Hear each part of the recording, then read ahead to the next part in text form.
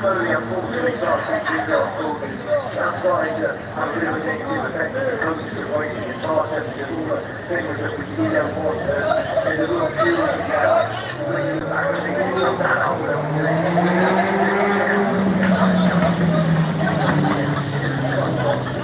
But it's the same when you look back over the history of Formula 1, the cars from the very late 1980s, no mark all time ago, it's really there. I wouldn't remind you of that. We went back now it's translation, and a lot of things now are being taxed affected by the cars, because all the money is given and now, they're like that, they'll never let anything on the table, and you understand how things progress, but certainly it's good.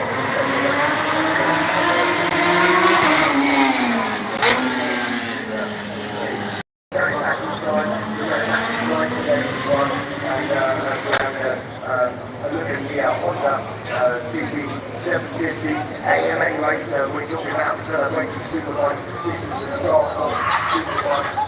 This is a start of the CB750 on the motorbike. And they really like that. They did a lot of support for the chassis and it try something flat slide and put up that line very expensive, very expensive. The section of that bike was very near one airload championship. And now they're actually on support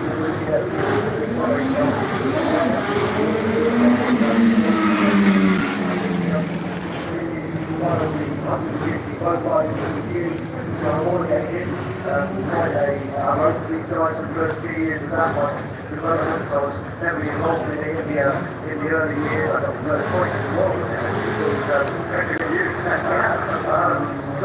but it's a quite unusual sort of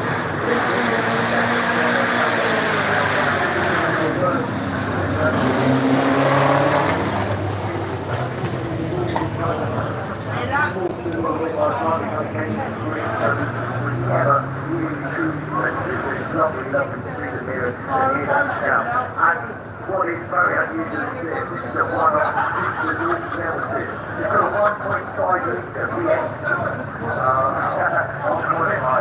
You get someone's car is sitting without power. Yeah, so it's got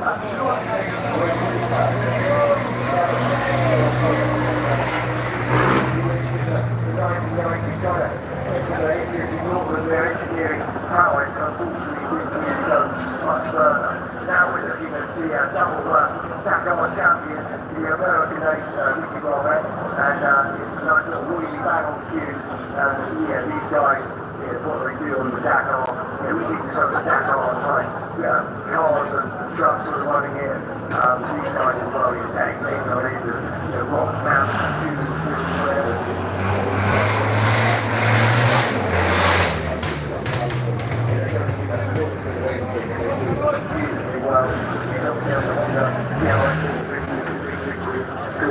Single cylinder, double overhead cam, fuel injection, 6 speed. It really is such a robust motorcycle, and after quite a long while we had to modify him in this last 5-6 years. Honda really dominated it again, and they're very proud that this motorcycle has been a huge part of it. A lovely display doing what he's doing, it's very good. Yeah, exactly, yeah, just these little endless wheelies, waves to the crowd, and it's actually never bad bike to be going up on the big wide bars on day like today. Probably is the wheelie cars on great ones on that, but it's actually quite a nice dominating. He doesn't come up through the hill, obviously he's got a big on his head, so he can also when he goes in the shade on the sun, he can actually control that probably a bit better than some of the guys, certainly the most of the places they ride and all that.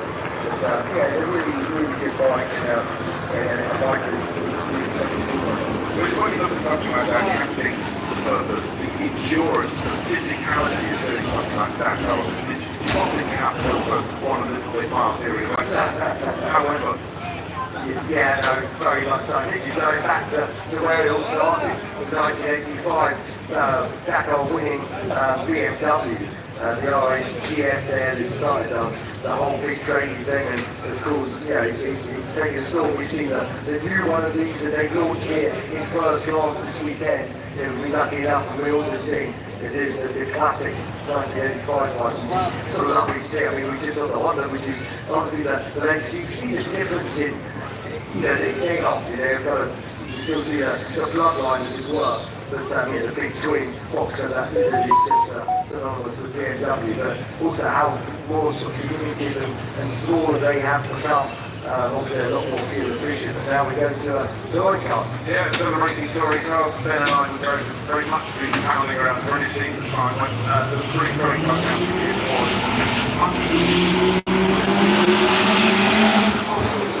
every one of the cars in the championship was added top drivers.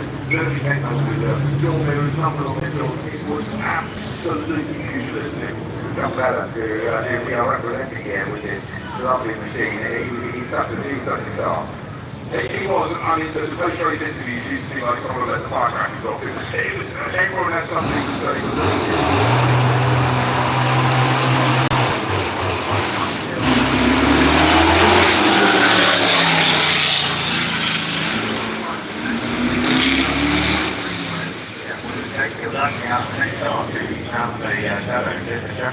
Which is on the Smithy, they're going to see and he came out in his corner and he really has a good reception.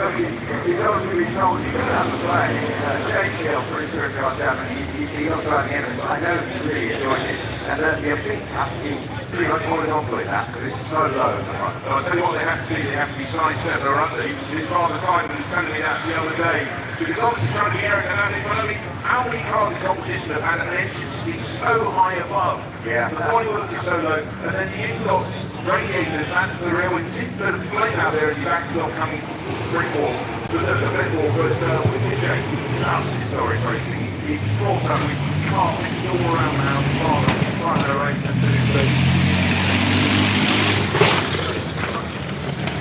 Absolutely, you know what you that earlier on today as well, of course, and it's lovely seeing him in that rotation, very clever. These Pan from Shadow, they were superb, and this was their one of their first designs when we couldn't get it. Again, you didn't dominate it, but they learned a lot from it. We'll get more shape of the arm. I was talking about that earlier, actually, and how it's sort of sensitive to so many other more supercars we've seen in kind of the early 1960s. Absolutely, but when you get into the mod, it's still very early days, unfortunately, and they started using off the lower engine capacity classes, but it's extraordinary. It's sort of 60 years later, this still great with its engine design and contemporary. And then fantastic design and delivery by Daniel Arthur and technically design with all the engine on the nose of that car, and then the one straight to the sun sort of moving through its mark of the day on the side. But a lovely car. This is run by David Clark and Jota, and we had various people driving it uphill. But of course, Jota then last year was running the works quite on. They were running the Prime Series Porsche at the top level of the Porsche Euro Championship. This year they're running the World Championship Cadillac, so full mark. Take the starting line, not back of it. They're trying a standard class 1 3. There you go. Yeah, it's lovely to see. But one of the cheapest machine that one of the Victoria 64 actually this time. Anyway, passed on to Le Mans. 7th rank overall, all very reliable. They want to reach 64 as well. Class with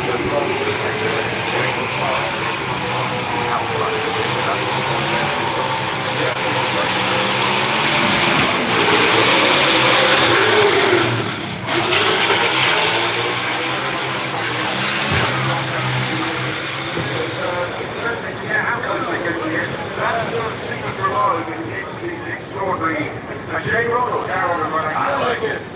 He said he likes it. He's come to the lollipop again. Hey, it's so sweet I gotta get out. The James machine being here.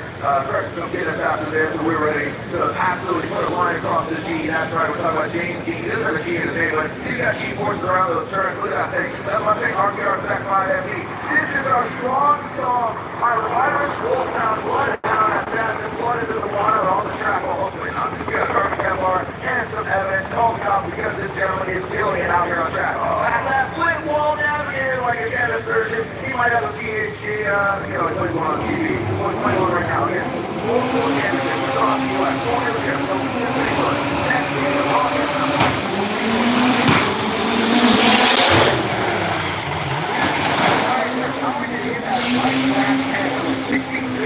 Toyota Scout at the Rockstar Energy Drink Flint on his foot, mobile one, running through the veins of his vehicle. You can see him pull the fever lever there. rocking a little 360 there, a donut. Yeah, we got breakfast there, and that's right, because we're going to be partying with the Duke. We're going to give out some champagne, as well as some great you see the belt and suspension out back with that cantilever. Yeah, the 66 stout with cantilever suspension out back. Look at this thing, shred till we get it. That's right. Again, I might be the Grim Reaper because again, he is killing out there. He got some eggs back in that right corner, not in the back, and then he smashed the back left side. Look at that. Have that flint ball in that coffin. Look how tight that is. James, easy, relax, it's a family show, okay? I hear the motor and gunner over here, and again, this kid's present, including, not including,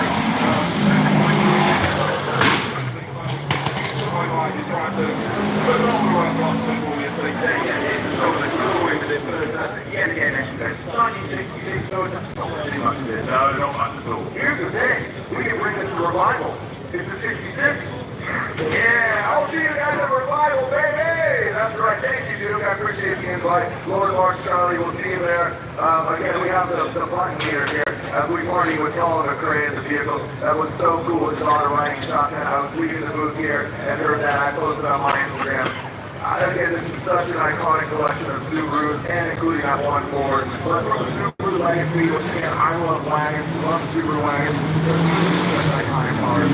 Again, I know we got a few more good cars here, but remember again, I'll shut up, go ahead and talk about all the great vehicles there, Bruce. Well, Colin McCrae just launched World Rally Championship to an even greater level than you could have imagined. Suddenly, we had a hero, everyone had a hero, and who was sharp and who was young. And he took Subaru to a level it had never been at before. And it was extraordinary. More titles, more yet to come. But he travelled the world, he took in minor events, he gathered more and more things. And then that title in 1995. Super rewarding. And the video games that went with it, it spawned a whole culture that the World Rally Championship had never had before. And I had great friends who would put up in the morning early so they could play Colin McCrae Rally before going off to work. Yeah, that was incredible. I think that absolute all action, give it all 100%, and this guy was without for it. He was proper fighter. Then nothing he was incredible driver. Absolutely, it's so wonderful to be celebrating Colin McCrae over the course of this weekend with some of the machinery that he competed in. Subaru was very much the thing for him, of course. It really worked for him so brilliantly well. And getting together with the Subaru, four-wheel drive, turbo power, and they made it work so well for him. They did, and it was very transferable to the road car race. You know, those people did their own engineering on them and made their car look like Colin. He was their hero. Hopefully they didn't get up as high as he did, because I always think it was very bad. I think it was the REC rally that was one of the times. Usually the pounds are very good in it.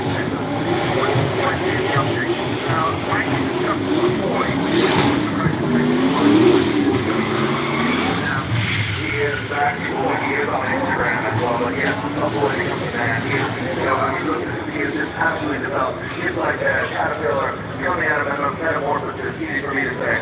He does a little bit of landscaping there in front of the Goodwood house where we'll be popping champagne, cracking some beer. But Bassy Boy, again, this is a vehicle that I really love. His party car with that LS7 under the single turbo. Saw his family down the driver's lounge right there at the end of turn one. They're already cracking some beers and celebrating. Look at the smoke cloud. He has a storm coming and coming up the hill. Bassy Boy ripping down in that Monster Energy vehicle, the Liberty Walk wide body kit, the R35. This gentleman he's been competing in drifting for quite some time. We've been playing at Gymkhana Grid, Sunoco, fuel running through the veins, as well as again, he's just such a fun dude. Him and his lady Naomi, we had such a great time this whole week from the ball, drifting in front of the house on Thursday night. Everything's Tuxedos. We got dusted looking like antique sculptures out there in the driveway. But that we can put on one heck of a show. It's been absolutely flawless. Here's Ryan, sir. It's in the wall. Yeah, he does it for the crowd. Backseat, I mean, shit doesn't look like just struck tires. That's about it. No body anyway, so it's fine. And we're okay. We have checker for the high. We still get the top pallet to be smashed. Why don't we get up there 70 bucks?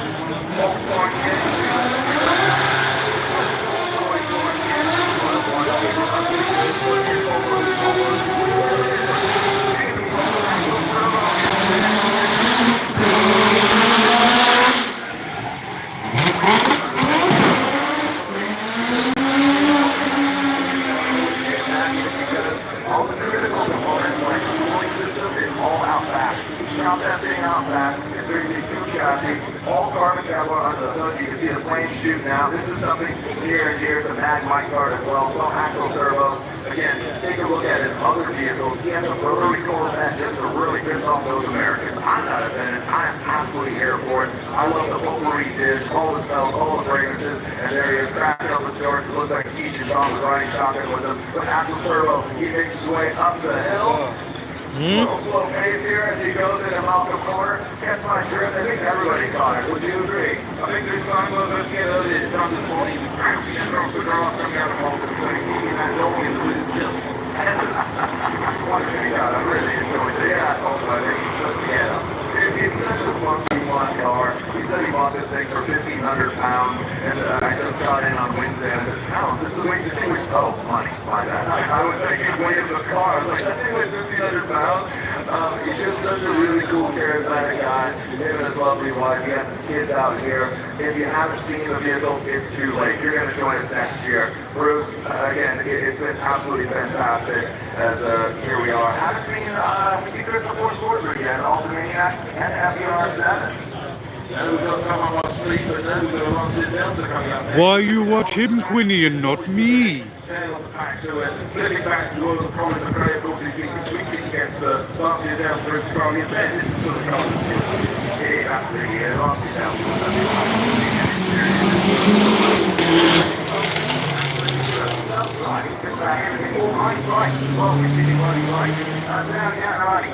yeah, it's hard to smell you any That's great. He absolutely adores his historic racing and something different. And hey, certainly a man from Rome is not going to like a car from Northern Italy. And certainly when he was doing his Formula 3000, stepping up in the Formula 1, he would be keeping an eye on how the Martini Lancers were doing. Well, we all were.